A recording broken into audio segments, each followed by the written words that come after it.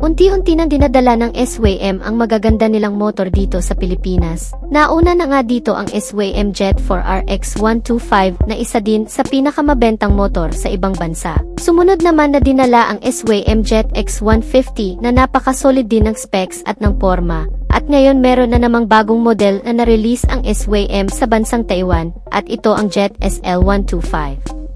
Sobrang pinagkaguluhan ito sa bansa nila at marami agad ang bumili nito. Siguradong magugulat ka sa malalaman mo tungkol sa mga features ng motor na ito. Dahil kahit ang game changer na Honda Click 125 ay atras kapag ito na ang dinala sa Pilipinas.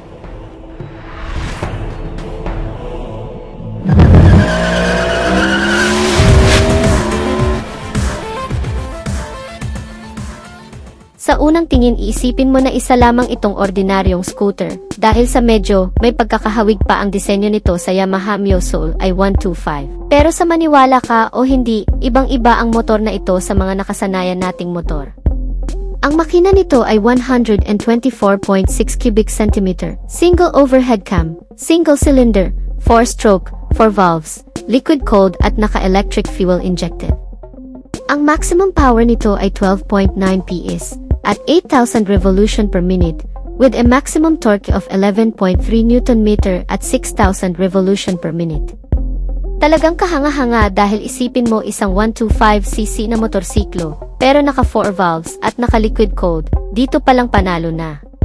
Pero siguradong mas hahanga ka pa sa susunod na malalaman mo tungkol sa motorsiklong ito. Dahil bukod sa maganda ang performance, ay maganda din ang mga safety features nito. Naka-Boss ABS 10.3 na ito at dual-channel ABS o anti-lock braking system pa. Ibig sabihin harap at likod na preno ay merong ABS o anti-lock braking system, kaya smooth at safe kang makakatigil kahit galing ka sa high speed. At hindi lang iyan, meron pa itong TCS o Tracking Anti-Skid System. Isa ding magandang safety feature, kapag ka nadaan ka sa madulas na kalsada, maintain lang nito ang tamang speed para hindi ka dumulas. Kapag ka na-detect nito na hindi na nagpapantay ang ikot ng gulong, doon na ito mag-activate. So ibig sabihin ay hindi lang puro paspasan ang motorsiklong ito, dahil priority din ang safety ng rider dito. Hindi mo na rin kailangan magpalagay pa ng dagdag na ilaw o MDL, dahil naka-LED projector type na ang kanyang headlight. Maliwanag ito kaya kitang-kita mo talaga ang kalsada sa gabi. Meron pa itong daytime running light dito sa taas aside sa dagdag visibility, ay bagay na bagay talaga sa kanyang forma. Sa mga signal lights naman ito, ay naka-valve type pa lang at meron din itong built-in hazard lights na very useful talaga, lalong-lalo na kapag ka nakatigil tayo sa alanganing kalsada.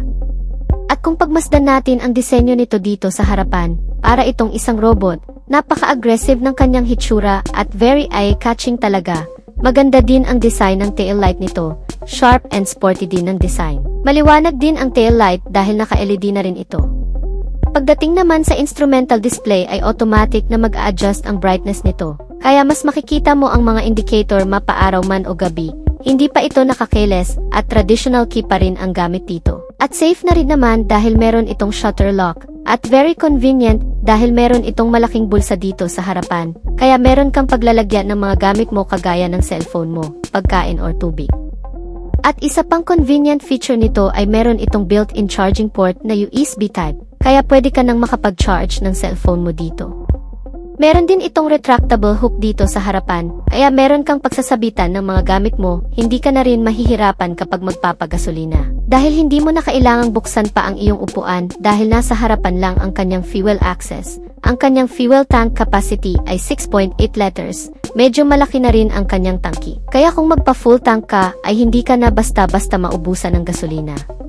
Matipid din ito sa gasolina dahil kumukonsumo lang ito ng 45 to 55 km per liter, depende sa throttle habit mo.